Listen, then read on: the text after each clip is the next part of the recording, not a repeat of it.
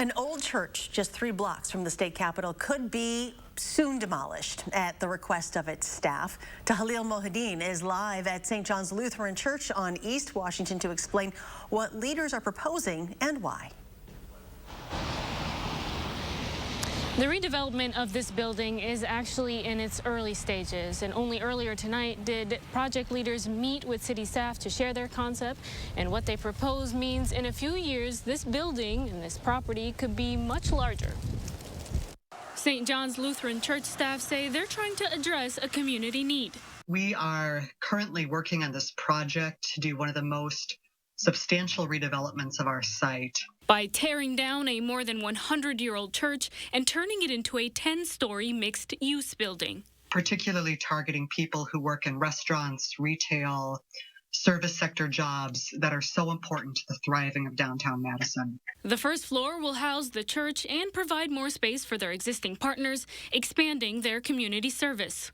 From our emergency fund, where we give away $40,000 a year in low-cost, small denomination amounts for rental assistance, transportation, etc., to providing free space for the Porch Light Overnight's men's shelter until the pandemic relocated it. As for the remaining 9 stories, those will be home to more than 100 affordable housing apartments, meaning 85% of the homes will be reserved for people earning more than 60% of the county's median income. I think it's important to highlight that this is not just a multifamily project with some low-income units, but really the goal for this development is to maximize the amount and availability of affordable housing.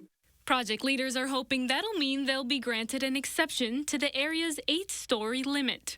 I anticipate that the fact that this proposal includes truly affordable housing, that those 2 bonus floors, as we sometimes call them, might have some support in the neighborhood and in Common Council. But we shall see.